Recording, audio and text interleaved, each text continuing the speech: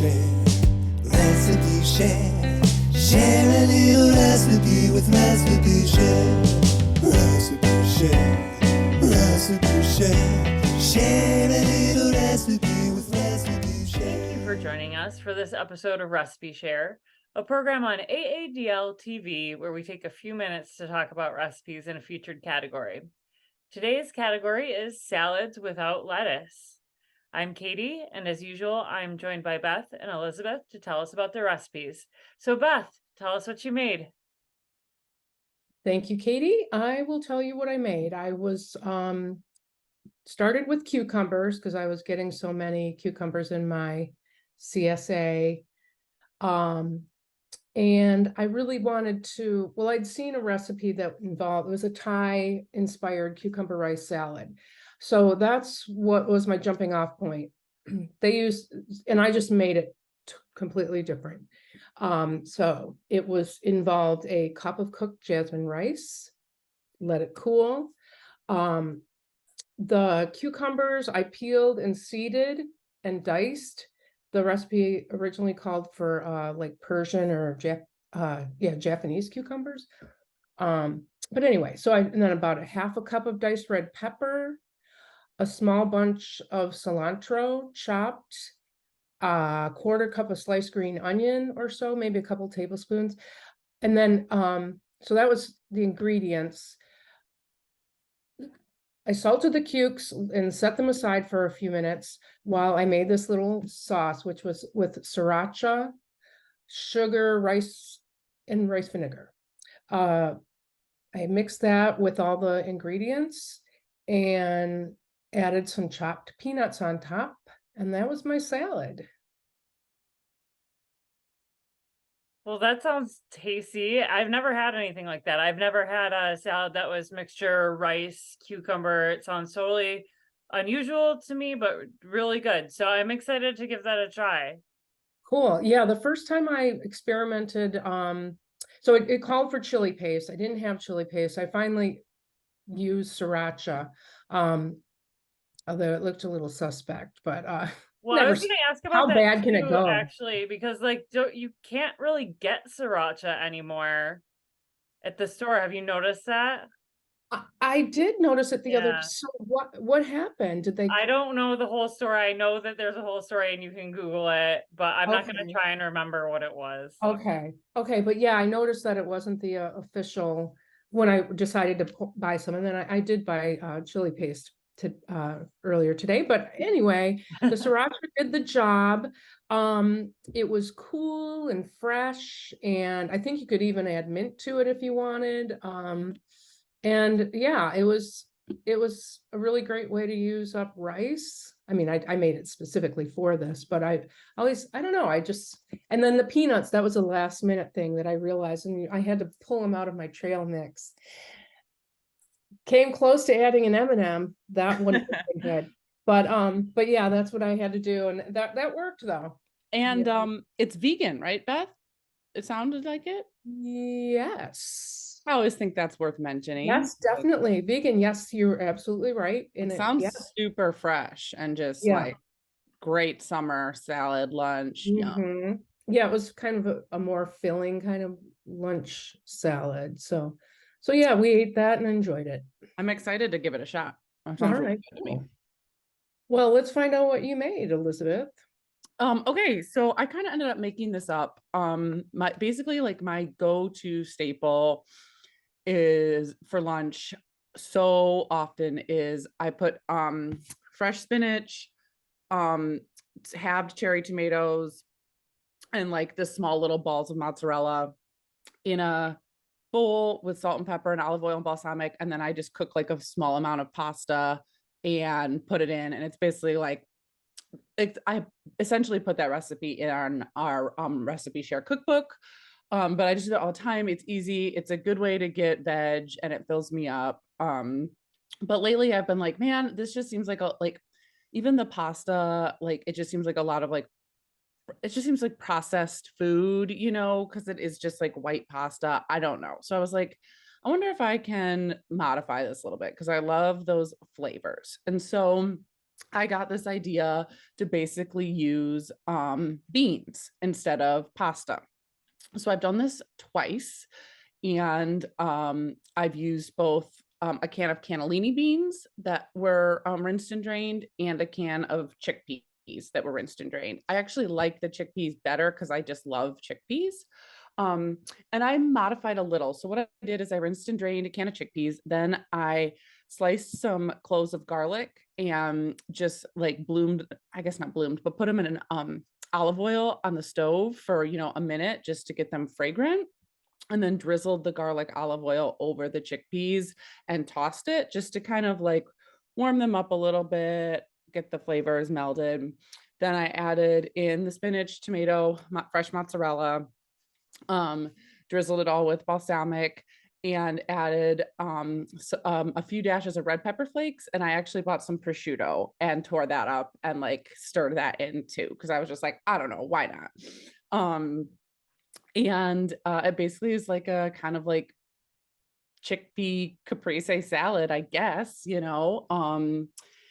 I also made it, I think when I did the cannellini beans, I did basil instead of spinach because I have a bunch of basil growing right now. That works too, obviously, which is, I guess, the more traditional way to do it. So I have a photo here of what it looked like. In this photo, I had not put the prosciutto on yet, unfortunately, and then I put it on and immediately scarfed it down. So just imagine the prosciutto torn up on top. But I've started doing this more consistently, and I really like it. It's very filling. So like for me, I usually like eat half and then save the next half for the following day, and it keeps pretty fine, honestly. And I've been trying to do it more and sub out that pasta. I don't think there's anything wrong with pasta. I love it. I eat it constantly, but just for me, a little bit more protein in the beans and a little more filling, and trying to think about whole foods or whatever. So it's been really good. And that I will type up the recipe, but it just kind of was from my brain, so I can't credit anyone for it. But yeah, I really like it. And actually I have some in the fridge that when we're done filming this, I'm going to go eat it for lunch. So yeah. That sounds, yeah, that is the kind of thing where I'm still a little bit hungry, and I could see throwing that together with some greens that I have. I mean, I can eat off of, like, just eat vegetables and beans, and especially in the summer, as a meal. Yeah, and I love the idea of substituting pasta with chickpeas just because I'm not a pasta lover, right? And I do love chickpeas, so I'm like, you just opened a whole world, because what else could you do with that? It's genius. So thank you. And yes, I will make that. I definitely plan on like throwing that together, putting it in a cooler, taking it to the beach. Sounds great. Awesome. Yeah. And the prosciutto is good. You don't have to have it, but sometimes I'm just like, you know what? Prosciutto, why not? Yeah. With what I have in my fridge, I'd probably throw a cucumber in there. Exactly. Yeah. So good. Yeah. So good. Yeah. Okay, Katie, tell us about your salad without lettuce. Okay, well, this was a hard category for me just because I love salads without lettuce. And so I had like several to choose from. And I eventually ended up picking a salad that comes from this book that I've checked out from the library a couple times. Beth has it checked out too. That's so funny. So yeah, salads are more than leaves. We're all familiar with this one. It's salads to get excited about. And there are salads with lettuce in here, but it's just got a lot of really good stuff. So I do tend to check this out during the summer. But the salad that I am sharing with you today is called Grilled Greek. And the title is a little bit misleading because it's not actually grilled, although I think you could grill it. You actually use your oven broiler for this, but the book was published in Canada, so I think there might be a little bit of terminology, and that's what's happening here. But I do think you could grill it. So what you do is you take your tomatoes, and this just calls for any kind of tomato, but I've been using variety of cherry tomatoes. And then you take cucumbers, cut those into chunky wedges. like big old wedges of cucumbers. And I've been up to here in cucumbers too. So this has been a wonderful thing to use that for as well. And then you just salt your cucumbers and tomatoes and set those aside in a bowl. And then you make your dressing, which is so simple. It's just this lemon and olive oil dressing. It's 4 tablespoons of olive oil, a juice of 1 to 2 lemons, and salt and pepper. Really very easy. And then it says to peel and finely slice a red onion and mix that up with the dressing. What I ended up doing, because I've made this several times, so I've now got it to like exactly how I want it, is I'm actually cutting the red onion into more of like chunky rather than slices, just because it seems like it went better with like the other things in the salad, just like size wise. And I didn't mix it with the dressing because I was sort of making these as like individual lunch portions. So I was keeping the dressing off to the side. So I didn't mix my red onion up with my dressing and kept them separate. Then you take a baking tray, line it with foil, and you place a block of feta on it. So this is like you find it. So it calls for a 7-ounce packet of feta cheese cut in half, or 2 packets of it. Anyway, I found the very exact right amount at Meijer that you just cut in half, and you can cut it nicely in like a diagonal half so it looks like the picture. So that's what I had been doing. You top each slice of feta with some thyme sprigs and drizzle it with honey and olive oil. And then a little bit of black pepper, slide it under the grill or your broiler for 5 to 7 minutes until the feta is softened and golden on top. Set it aside to cool a little bit, and then you drain your tomatoes and cucumbers if there's any residual liquid from salting them.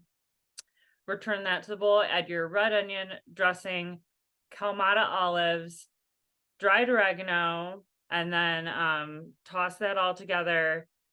Top it with the feta, and then you finish it with an extra pinch of dried oregano and some mint leaves and another crack of fresh ground pepper. And this is delicious. I ate it once and then I ate it a million more times for the lunch. So good. Yeah, that sounds delicious. The feta sounds great. I mean, those flavors are just awesome, right? I mean, that's so good. Yeah. I bet I would be tempted to throw some pepperoncini in there because I love it. And that would go. I feel like the feta, so it comes out, and then did you mix it around? How did you distribute it throughout the salad? You can, and it actually says in the recipe, you can crumble it up and put it all around your salad, or you can just leave it in a block and eat it like that. And that's how I tended to do it. Okay. I was just breaking up as I was eating it, but I did experiment a little bit with like how cool it needed to be. Like, can I actually not wait and just throw it right on the salad, like while it's like really melty and stuff? And you really do want to wait because it's hard to transport it from the pan over. And then it does make it so that you could crumble it then. And I think that would be lovely too. And especially if you were making it for like a group, you might want to do it that way. Delicious. Yeah, that sounds really yummy. I mean, yeah, there's nothing that we don't like about that. And that salad dressing, that's a go-to for me. If I don't have any time, it's just lemon and olive oil and salt. Yeah, it's great. And it was so flavorful. It just adds to the veggies, and yeah, wonderful. Good stuff. Okay, well, we want to thank everybody. Oh, sorry. Wait, go ahead. Sorry about that, but there was a recipe that I riffed off of in here. I mean, but so it was inspired by. So your recipe was inspired by this book as well? Yep. Awesome. I can't put it on hold fast enough. All right, sorry to interrupt. Oh, hey, no problem at all. But now I'll thank everybody for watching Recipe Share, and be sure to click the link below to look at the event page on aadl.org to find the recipes we talked about and to share your own in the comments. Join us next time when our category will be Taco Bout It. We're looking forward to seeing what you've been making, so thanks for sharing. Recipe Share, Recipe Share. Share a little recipe with Leslie Boucher.